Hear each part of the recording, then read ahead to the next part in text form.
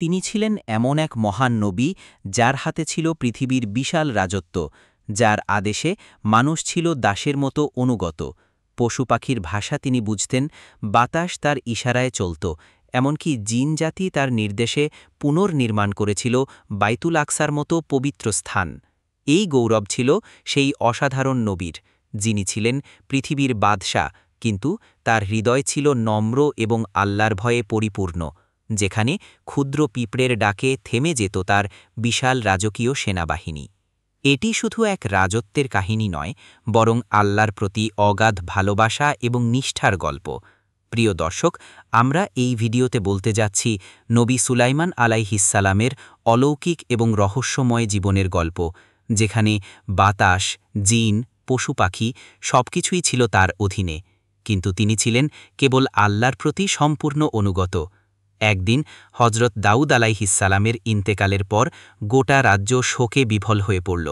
ঠিক তখনই আল্লাহ তাআলার নির্দেশে সিংহাসনে অধিষ্ঠিত হলেন হজরত সুলাইমান আলাইহিসসালাম। ঠিক তখনই আল্লাহ তাআলার নির্দেশে সিংহাসনে অধিষ্ঠিত হলেন হজরত সুলাইমান আলাইহিস সালাম।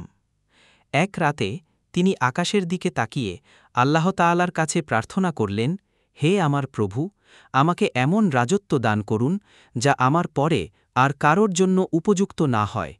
হে আল্লাহ, আমাকে ক্ষমা করুন এবং আপনার পক্ষ থেকে বিশেষ অনুগ্রহ দান করুন। আল্লাহ তাআলা তার দোয়া কবুল করলেন। তখন থেকে সুলাইমান আলাইহিসসালাম শুধু মানুষের উপর নয়, বাতাসের উপরও শাসন চালাতেন। তার এক ইশারায় বাতাস তাকে ও তার সৈন্যদলকে একদিনে বহু দিনের পথ পাড়ি দিতে পারত। জিনেরা তার জন্য প্রাসাদ নির্মাণ করত, সমুদ্রের গভীর থেকে রত্ন সংগ্রহ করত, এমনকি পশু পাখির ভাষাও তিনি হৃদয়ে দিয়ে বুঝতেন। এমনি একদিন হজরত সুলাইমান আলাইহিসসালাম আল্লাহ তাআলার নির্দেশে তার বিশাল সেনাবাহিনী নিয়ে যাত্রা করলেন। সেই সেনাবাহিনীতে ছিল মানুষ, জিন, পশু পাখি, এক অকল্পনীয় বিশাল বাহিনী, যার আগমনের শব্দে পাহাড় পর্যন্ত কেঁপে উঠত। রাজসিংহাসনে বসে তিনি তার সুশৃঙ্খল বাহিনীর গতিবিধি পর্যবেক্ষণ করছিলেন। পথ চলতে চলতে তারা একসময় পৌঁছে গেলেন এক সবুজ উপত্যকায়, যেখানে ছোট ছোট গর্তে বাস করত অসংখ্য পিঁপড়ের এক রহস্যময় রাজ্য। দূর থেকে পিঁপড়ের রাজা দেখল সুলাইমান আলাইহিসসালাম তার বিশাল বাহিনী নিয়ে ধেয়ে আসছে। তৎক্ষণাৎ সে চিৎকার করে বলল, হে পিঁপড়ের দল, দ্রুত নিজ নিজ গর্তে আশ্রয় নাও, কারণ সুলাইমান আলাইহিসসালাম ও তার বাহিনী এদিকে আসছে, তারা অজান্তে তোমাদের পিষে ফেলতে পারে। এই ক্ষুদ্র পিঁপড়ের সতর্ক কণ্ঠ স্পষ্টভাবে শুনতে পেলেন নবী সুলাইমান আলাইহিসসালাম। তিনি আল্লাহ তাআলার দরবারে মাথা নত করে বললেন, হে আমার প্রভু, আমাকে এমন হৃদয় দান করুন যাতে আমি সর্বদা কৃতজ্ঞ থাকতে পারি। আপনি যে নিয়ামত আমাকে দিয়েছেন তা যেন সঠিকভাবে উপভোগ করি এবং এমন সৎকর্ম করি যা আপনি পছন্দ করেন। এরপর তিনি পিঁপড়ের রাজাকে সম্মানের সাথে ডাকলেন এবং বললেন, হে পিঁপড়ের রাজা, তুমি এত ক্ষুদ্র অথচ এত দায়িত্বশীল, তোমার কথায় আমি মুগ্ধ। তুমি কি সত্যিই মনে করো আমি এমন কেউ যে পশুপাখির ক্ষতি করব?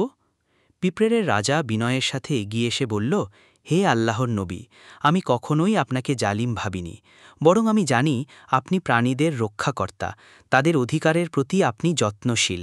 কিন্তু আমাদের রাজ্য এত ক্ষুদ্র, আমাদের দেহ এত নাজুক, আপনার পায়ের নিচে না পড়লেও আমরা বিপদে পড়তে পারি। আমি কেবল আমার প্রজাদের নিরাপত্তার জন্য উদ্বিগ্ন ছিলাম। যদি তাদের কোনো ক্ষতি হয় তবে আমি আল্লাহ তাআলার কাছে কী জবাব দেব? আমার দায়িত্ব এই ক্ষুদ্র প্রাণীদের নিরাপদ রাখা। প্রিয় দর্শক, আল্লাহ তাআলা কোরআনুল কারিমে এই আশ্চর্যজনক ঘটনাটি আমাদের সামনে তুলে ধরেছেন, যা ঘটেছিল হজরত সুলাইমান আলাইহির জীবনে। আল্লাহ তাআলা বলেন, সুলাইমানের সামনে সমবেত করা হয়েছিল তার বাহিনীকে, জিন, মানুষ এবং পাখি, এবং তাদেরকে সুবিন্যস্ত করা হয়েছিল নানা দলে। যখন তারা এক পিঁপড়ে অধ্যুষিত উপত্যকায় পৌঁছাল, তখন এক পিঁপড়ে বলল, হে পিঁপড়ের দল, দ্রুত নিজেদের গর্তে প্রবেশ করো, যেন সুলাইমান এবং তার বাহিনী অজান্তে তোমাদের পিষে না ফেলে। এই কথা শুনে নবী সুলাইমান আলাইহি মৃদু হেসে উঠলেন এবং ক্ষুদ্র প্রাণীদের এমন দূরদর্শিতা ও নেতৃত্বের গুণ তাকে অভিভূত করল। তিনি পিঁপড়ের রাজার প্রতি গভীর শ্রদ্ধা অনুভব করলেন এবং তার সাথে কথা বলতে আগ্রহী হয়ে পড়লেন। তিনি জিজ্ঞেস করলেন, তোমাদের পিঁপড়ের বাহিনীর সংখ্যা কত? পিঁপড়ের রাজা সম্মান বজায় রেখে উত্তর দিল, ধরুন আমাদের প্রধান সেনাপতির সংখ্যা 400, প্রতিটি সেনাপতির অধীনে 4000 সেনা, প্রতিটি সেনার অধীনে 40 জন হাকিম রয়েছে এবং প্রতিটি হাকিমের অধীনে 4000 ফৌজদার। এভাবেই আমাদের সংগঠিত বাহিনী কাজ করে। এই বিশাল সেনাকাঠামো শুনে সুলাইমান আলাইহি মুচকি হেসে বললেন, তোমার রাজ্য তো দেখছি অত্যন্ত শক্তিশালী ও সুবিন্যস্ত। আচ্ছা বলো, তোমার রাজ্য উত্তম নাকি আমার রাজ্য? পিঁপড়ের রাজা দ্বিধাহীন কণ্ঠে বলল, আমার রাজ্য আপনার চেয়ে উত্তম, কারণ আপনার রাজ্য গড়ে উঠেছে জিনদের শ্রমে ও বাতাসের সাহায্যে, যা আপনাকে পর নির্ভরশীল করে। আমি কোনো বাহ্যিক শক্তির উপর নির্ভর করি না। আমার কোনো সিংহাসন নেই, কোনো বাহ্যিক বাহিনীর সংখ্যা নেই। আমি নিজের শক্তিতেই আমার রাজ্য পরিচালনা করি। তুমি কি সত্যিই মনে করো আমি এমন কেউ যে পশুপাখির ক্ষতি করব?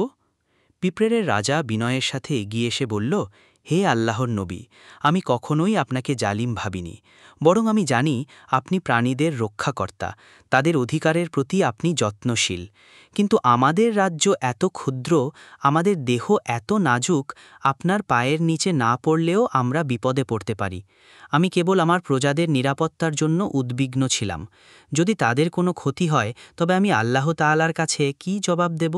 আমার দায়িত্ব এই ক্ষুদ্র প্রাণীদের নিরাপদ রাখা। প্রিয় দর্শক, আল্লাহ তাআলা কোরআনুল কারিমে এই আশ্চর্যজনক ঘটনাটি আমাদের সামনে তুলে ধরেছেন, যা ঘটেছিল হজরত সুলাইমান আলাইহির জীবনে। আল্লাহ তাআলা বলেন, সুলাইমানের সামনে সমবেত করা হয়েছিল তার বাহিনীকে,